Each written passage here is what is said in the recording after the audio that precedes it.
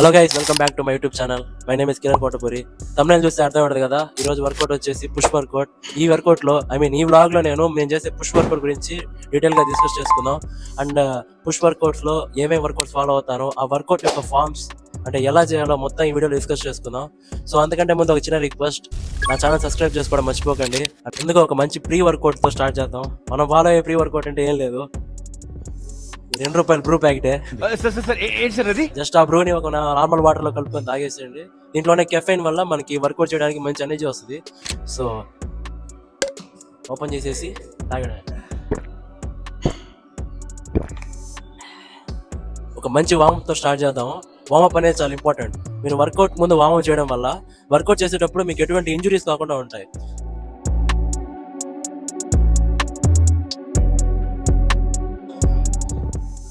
మన ఈ push work out లో 2 చెస్ట్ వర్కౌట్స్ చేయబోతున్నాం అండ్ 2 ట్రైసెప్ వర్కౌట్స్, ఒక షోల్డర్ వర్కౌట్ చేద్దాం.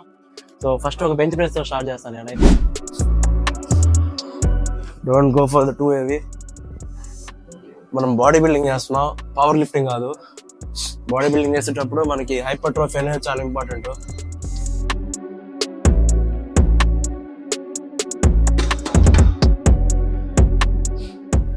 సో ఇలా చెప్పినట్లే బాడీ బిల్డింగ్ లో మనకి వెయిట్ అనేది ఇంపార్టెంట్ కాదు, హైపర్ట్రోఫీ అనేది ఇంపార్టెంట్. మీరు ఎంత కంట్రోల్ మూమెంట్ తో వర్కౌట్ పర్ఫామ్ చేస్తున్నారు అనేది ఇంపార్టెంట్.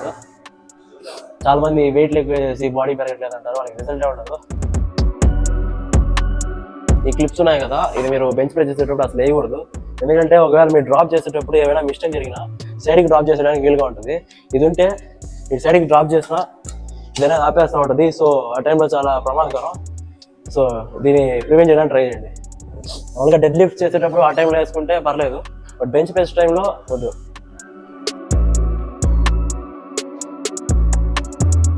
వర్కౌట్స్ లో ప్రోగ్రెషన్ విషయానికి వచ్చేసరికి నేను ఒక లీనియర్ ప్రోగ్రెషన్ ఫాలో అవుతాను. For example barbell bench press తీసుకుందాం. దీంట్లో మనం 4 సెట్స్ విత్ 8 రెపిటేషన్ చేయాలనుకుందాం.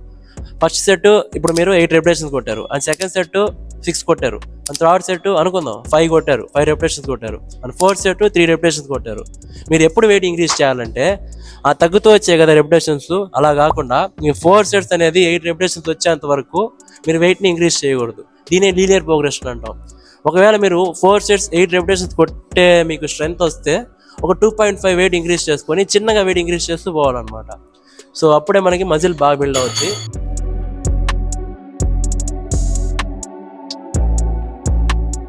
ఇంకోటి వచ్చేసి మీ చేసే ప్రతి ఒక్క వర్కౌట్ మీకు ప్రోగ్రెషన్ తెలుస్తూ ఉండాలి. సో అందుకే మీరు నోట్స్ మెయింటైన్ చేయడం చాలా ఇంపార్టెంట్. మామూలుగా మొబైల్ అప్లికేషన్స్లో మీకు నోట్స్ అనేది ఉంటుంది. నా లోపల మీరు వర్కౌట్ చేసేటప్పుడు లాస్ట్ టైం ఎంత వెయిట్ వేసాము, ఇప్పుడు ఎంత వెయిట్ అయిపోతున్నాము అని ప్రతి ఒక్కటి నోట్ చేసుకుంటూ ఉండాలన్నమాట. ఎక్కువ తప్పు చాలామంది చేస్తూ ఉంటారు, ఇట్లా ఎక్కువ ఆర్క్ డేస్ చేస్తూ ఉంటారు ఇట్లాగా. అది మనకు అవసరం లేదు. మన బాడీ బిల్డింగ్ స్టైల్ చేస్తున్నాం కాబట్టి మనకి అలా ఎక్కువ ఆర్క్ పెట్టాల్సిన అవసరం లేదు. లైట్గా కొద్దిగా ఆర్క్ పెట్టి చేస్తే సరిపోతుంది. అండ్ ఇంకో విషయం చెప్పడం మర్చిపోయాను, మీ హ్యాండ్ పొజిషన్ అనేది షోల్డర్ విత్కి కొద్దిగా వైడ్ పట్టుకుంటే చాలు. కొంతమంది ఇట్ట పట్టుకొని కొడుతూ ఉంటారు, నో యూస్, ఏ మాత్రం ఉపయోగం ఉండదు.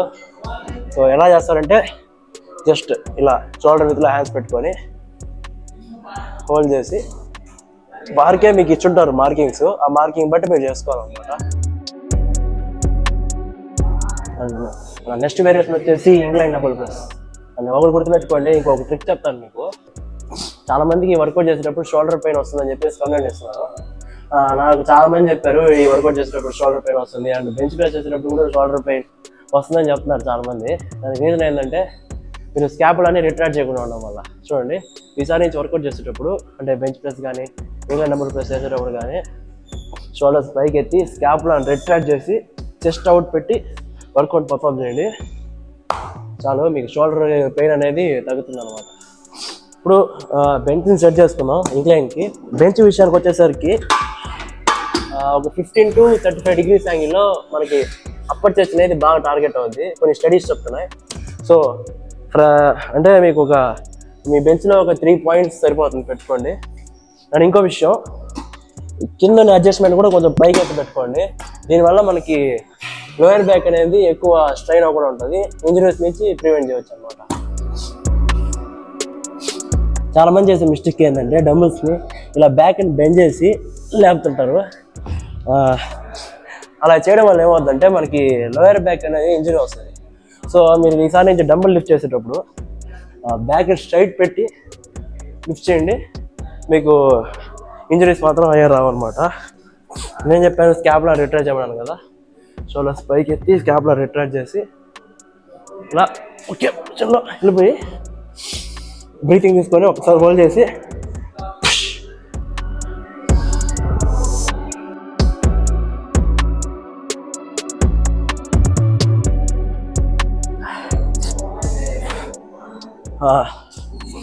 స్కాపులా రిట్రాక్ట్ చేసినా మీకు ఇంకా షోల్డర్ పెయిన్ వస్తుంటే డంబుల్స్ అనేది ఇలా స్ట్రైట్గా పడుకోకుండా కొద్దిగా బెండ్ చేసి కొద్దిగా టిల్ట్ చేసి పర్ఫామ్ చేయని వర్కౌట్ని సరిపోతుంది. చూపిస్తాను నేను ఎలాగో. వచ్చేసి ఇలా మీకు ఒకవేళ షోల్డర్ పెయిన్ వస్తుంటే జస్ట్ కొద్దిగా టిల్ట్ చేసి వస్తుంది, వర్కౌట్ అనేది మీ చెస్ట్ మీదే పడుతుంది అనమాట. వర్కౌట్కి మధ్యలో హైడ్రేషన్ అనేది చాలా ఇంపార్టెంట్. సో వీలైనంత వరకు హైడ్రేట్గా ఉండడానికి ట్రై చేయండి. హైడ్రేషన్ అనేది చాలా ఇంపార్టెంట్. అండ్ మీకు ఒక డౌట్ వచ్చింది, అసలు సెట్కి మధ్య ఎంత రెస్ట్ తీసుకోవాలి అండ్ వేరియేషన్ మధ్య ఎంత రెస్ట్ తీసుకోవాలి అని డౌట్ వచ్చింది. మామూలుగా స్టడీస్ ప్రకారం ఏం తెలుస్తున్నాయంటే ఒక సెట్కి మధ్యలో ఒక 40 to 60 సెకండ్స్ రెస్ట్ సరిపోతుంది అనమాట.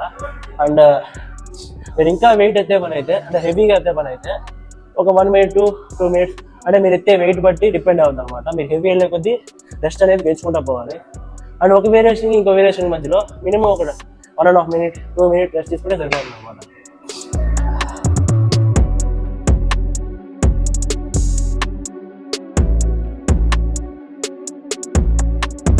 నెక్స్ట్ వేరియేషన్ వచ్చేసి single hand over head tricep extension. Last 1 month ముందు నేను రోప్ ఎక్స్టెన్షన్ చేసామండి, బట్ ఈ సింగిల్ హ్యాండ్ ట్రైసెప్ ఎక్స్టెన్షన్ అనేది చాలా ఎఫెక్టివ్గా పడుతుంది. సో అందుకే ఇది చూస్ చేసుకున్నాను. ఈ వర్కౌట్ అనేది చేసేటప్పుడు ఎక్కువ వెయిట్ చూస్ చేసుకోకండి. మనం కరెక్ట్గా మంచి ఫోన్తో కొడితే సరిపోతుంది. ఎక్కువ వెయిట్ చూస్ చేసుకుంటే ఇంజరీస్ వచ్చే ప్రమాదం ఎక్కువ ఉంటుంది. So go with light weight.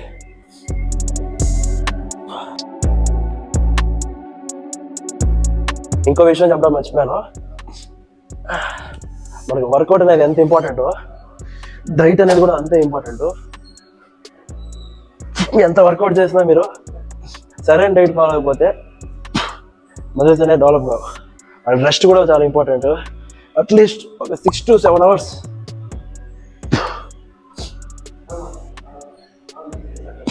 నిద్రపోవడం ట్రై చేయండి. మనం మంచిగా స్లీప్ చేస్తాం అంటే మంచిగా నిద్రపోతే మన బాడీ అనేది అంతగా హీల్ అవుతుంది. అండ్ ఆ హీల్ అవడానికి కూడా న్యూట్రిషన్ అనేది చాలా అవసరం. సో కరెక్ట్గా మంచి డైట్ తీసుకుంటే మీకు మజిల్ అనేది తొందరగా డెవలప్ అవుతుంది. అట్లా కాకుండా ఏం డైట్ తీసుకోకుండా స్లీప్ లేకుండా వర్కౌట్ చేస్తూ ఉంటే మజిల్ అనేది స్టోర్ అయిపోతుంది అండ్ బిల్డ్ కాదు. ఒకనొక టైంలో ఏమవుతుందంటే పెరగడం కన్నా మెత్తగా అయిపోవడం మొదలైపోతుంది అనమాట. సో అందుకే డైట్ ఇంపార్టెంట్.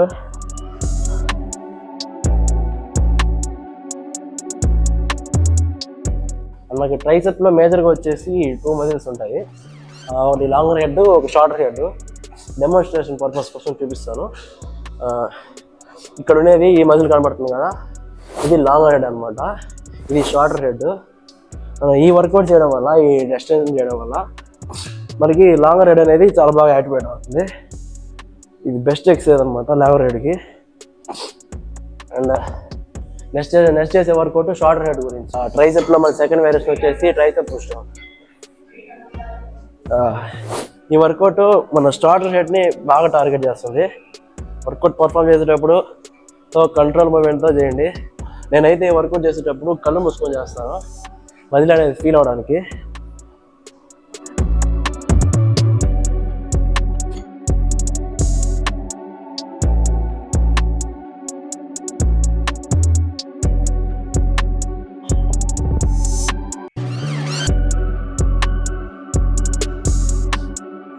నెక్స్ట్ వేరియేషన్ వచ్చేసి లాటరల్ రైజెస్ అన్నమాట.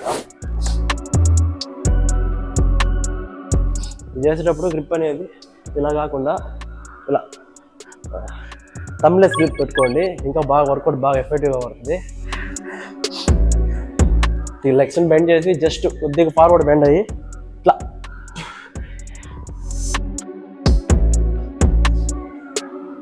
ఈ లేటరైజ్ చేయడం వల్ల మీ మిడిల్ లెగ్స్ అనేది చాలా బాగా యాక్టివేట్ అవుతాయి.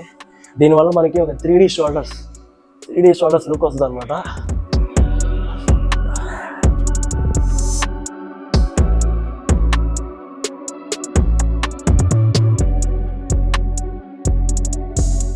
యాక్చువల్గా వచ్చేసి నేను ఇక్కడ 2 days చేస్తాను వీక్లీ మన జిమ్లో.